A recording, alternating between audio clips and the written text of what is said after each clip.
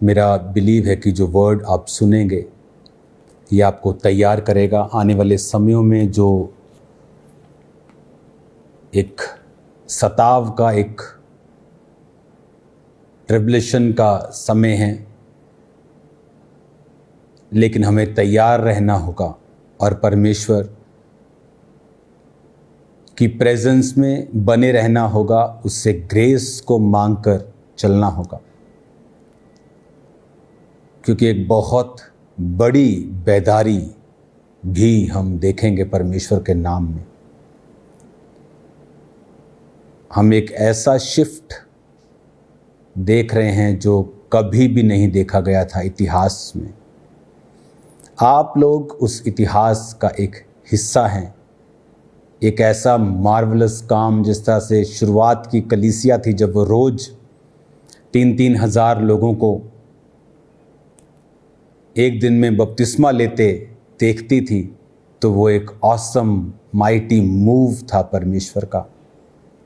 आज वो खुदावंद का मूव आप लोग देख रहे हैं, मैं देख रहा हूँ,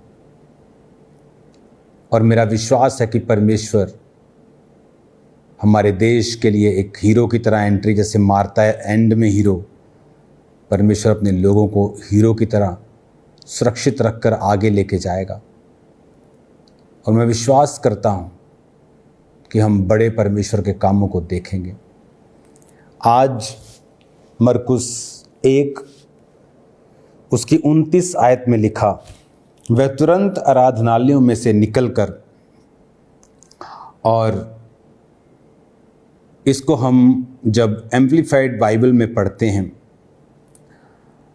अगर आपके पास एम्प्लीफाइड बाइबल नहीं है, आप सिंपल बाइबल से पढ़ सकते हैं, तो उसको मैं पढ़ूंगा फिर से। वह तुरंत आराधनालय में से निकलकर याकूब और यूहन्ना के साथ शिमोन और आंद्रियास के घर गया।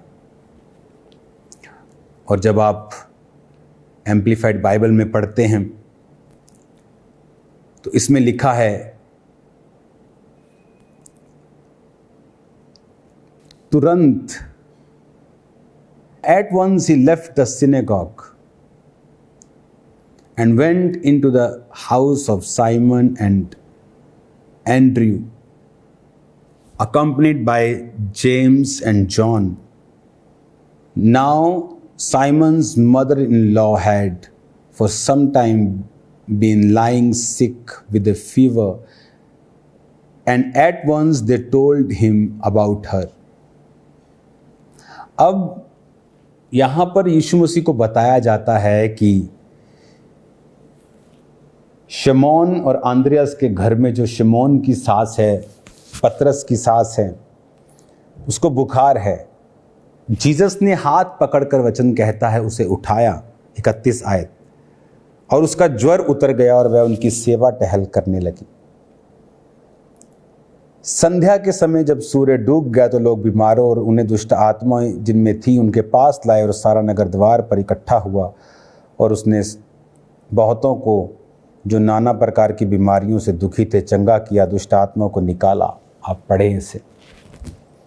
लेकिन मेरा फोकस जिस वचन पे है वो ये है कि जब जीसस ने आपकी लाइफ में काम किया, उसको उठाया, खड़ा किया बीमारी से, तो लिखा वो जीसस की सेवा टहल करने लगी। क्या मकसद है परमेश्वर का आपकी लाइफ में? उसका मकसद है कि आप परमेश्वर की सेवा करें। जिनको लगता है सेवा सिर्फ पास्टर्स करेंगे, इवेंजलिस्ट करेंगे, प्रॉफिट्स करेंगे, अपोस्टल्स करेंगे, लेकिन वचन क्या कहता है? वचन ये कहता है कि उसने जैसे ही हीलिंग को पाया वो सेवा टहल करने लगी। यहोशू इज़राइल के पूरी सेना से क्या कहता है? पूरे इज़राइलियों से कहता, मैं तो परमेश्वर की ही सेवा करूंगा, अपने घराने से मैं तुम लोग चुन लो। उसने सिर्फ प्रधानों को नहीं कहा, पूरी इज़राइली कौम को कहा। यानी सेवा करना सबके लिए है, इट्स मस्ट। नए नियम में तो और भी वो कहता है कि मैं तुझे राजा और याजक बनाता हूं। कि किंग्स एंड प्रीस्ट, जब से जीसस क्राइस्ट जी उठे तो उसने तुम्हें राजा और याजक बनाया है। सिर्फ दाऊद की तरह राज्य करने वाला नहीं, राजा और याजक भी। आप अगर फॉरेन में हैं तो आपको क्या लगता है क्यों परमेश्वर ने आपको वहां भेजा? आप फाइनेंशियली चर्चिस को सपोर्ट कर सकते हैं, लेकिन जब आप अपने मेजर मकसद से भटक गए तो फिर हम तरह तरह की मुसीबतों का सामना करते हैं। किसी को परमेश्वर ने यहां रखा और वो अपने एफर्ट और अपनी ताकत से सेवा कर रहा है। योना नबी भाग गया परमेश्वर से, सेवा से भाग गया तो लिखा तूफान आया, जिस नाव पर वो था वो डूबने लगी। सब उठाने लगे। क्या कर रहा है तू? सो रहा है, चल अपने देवता की दुहाई दे। और उसने बताया, जब चिट्ठी उसके नाम पर निकली कि मैं यहोवा के सामने से भाग आया। अपना भी नुकसान किया, जहाज की सामग्री उन्होंने जहाज में फेंकी हल्का करने के लिए, जहाज को फाइनेंशियली जहाज का नुकसान किया, लोगों का नुकसान किया, जिनका सामान था उनका नुकसान, जहाज वाले का नुकसान, हर व्यक्ति को नुकसान जो उसके आसपास थे। क्यों? क्योंकि एक बंदा सेवा से भाग आया है।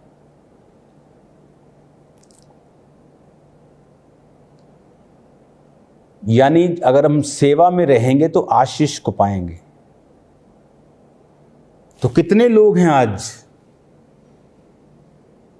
जो सेवा से भाग गए हैं?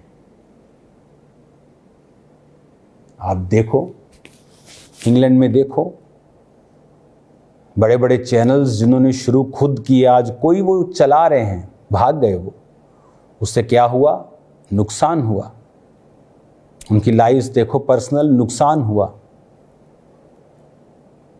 बहुत से लोग, जब योना भागा तो उसको नुकसान हुआ, मरने तक चला गया वो।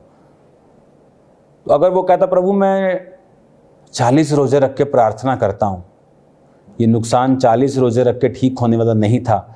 जब लोग प्रभु से भागते हैं तो उनकी फैमिली सफ़र करती हैं, वो लोग सफ़र करते हैं। फिर वो नुकसान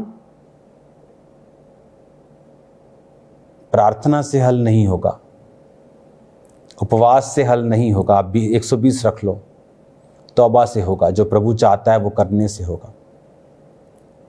हर एक व्यक्ति जिसको परमेश्वर ने छुआ है, प्रभु चाहता है कि वो उसकी सेवा करे। लिखा अपने मनों को, अपने तनों को जीवता मन भावता हुआ बलिदान करके यहोवा को चढ़ा दो। ये तुम्हारी सेवा है। ये भी एक सेवा है, अपने शरीरों को, अपनी इच्छाओं को परमेश्वर को दे देना। प्रभु तेरी मर्जी पूरी हो। हालेलुया। अगर हम ऐसा करेंगे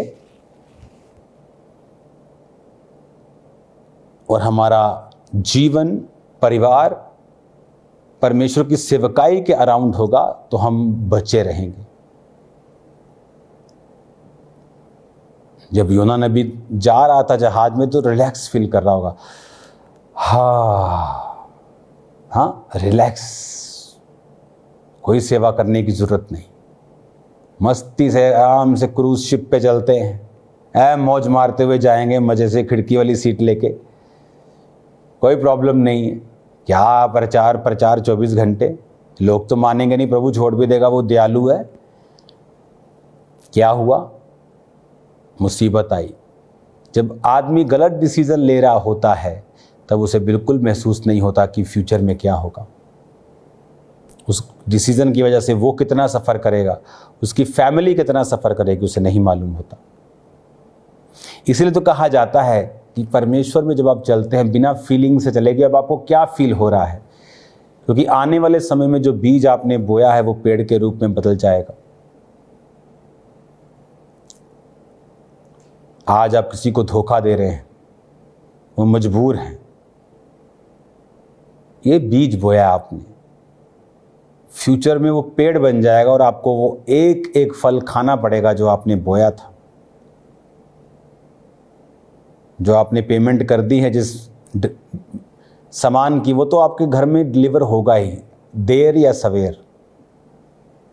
बहुत से लोगों ने पैसा कमाया अपनी लाइफ में, दूसरों लोगों को मार कर, छीन कर, आज जब वो बड़े हुए हैं, जो प्रभु ने उनका छीना है, जितना कमाया था सब खत्म हो चुका। मेरी आंखों देखी ये गवाहियां हैं लोगों की लाइफ की, जिनको मैं बचपन से जानता हूं। तो जो इंसान बो रहा है उसे तब मालूम नहीं है कि वो क्या कर रहा है, लेकिन फ्यूचर सब कुछ साफ और साफ दिखा देगा। हालेलुया। तो हमें इन बातों को समझना है, सेवा में जुड़े रहना है, परमेश्वर के करीब रहना है, फिर हम सेम नहीं रहेंगे। जो प्रभु चाहता है वही करना है। अगर हम भागेंगे तो कहाँ तक भागेंगे? ऐसा तो है नहीं वो समुद्र में नहीं है, आसमान में नहीं है, या यहाँ है तो अमेरिका में नहीं है, वो सब जगह है। सेवा करें, प्रभु के साथ फेथफुल रहें। उसने आपकी लाइफ में इसलिए काम किया, आपको इसलिए चुना है कि आप उसको सर्व कर सकें। It's a privilege. स्वर्गदूत भी सर्व नहीं कर सकते ऐसा जैसा आप और मैं कर सकते हैं। आज भी जब भेद की बातें सुनाई जाती हैं तो स्वर्गदूत भी उन्हें सुनने की लालसा रखते हैं, क्योंकि भेद उनको नहीं मालूम, क्योंकि वो आत्मा पाए हुए नहीं हैं। वो एक स्पिरिचुअल बीइंग है, खुद एक दूत हैं, लेकिन उनके अंदर प्रभु का आत्मा नहीं, वो सिर्फ आप और मेरे पास है। मेरा विश्वास है आप लोग सेवा में आएंगे, खुदा का काम करेंगे, इवेंजलिज्म करेंगे, फाइनेंशियली खुदा के काम करेंगे, बहुत से चीज़ों को आप परमेश्वर के राज्य के लिए करेंगे। और मेरा विश्वास है खुदावंद बड़े कार्य, बड़े काम आपके द्वारा आने वाले समय में करने के लिए जा रहा है। अपनी आंखों को बंद करें, हाथों को उठाएं, अपनी सीड को भी याद रखें। माइटी बेन और इवेंजलिज्म पार्टनर ज़रूर बने, और जब आप पार्टनर बनते हैं तो जब इंडिया आएँ तो टीम से संपर्क ज़रूर करें आपको प्रेयर माउंटेन प्रेयर्स के लिए, क्योंकि अब हमें प्रभु का काम तेज़ी से आगे लेके जाना है। तो आपको अपने बीजों को बोना नहीं भूलना है। अपने हाथों को उठाओ। खुदावन जितने बीजों को बो रहे हैं आज, स्पेशल बीजों को तेरे जीवित नाम में ये आशीष पाएं और आगे बढ़े, अंधकार की शक्तियां इनकी जिंदगी में कार्य न कर सके। इस बीज के बदले इन्हें आशीष देना, उनकी जिंदगी को बढ़ाना, प्रभु यीशु के नाम में, आमीन।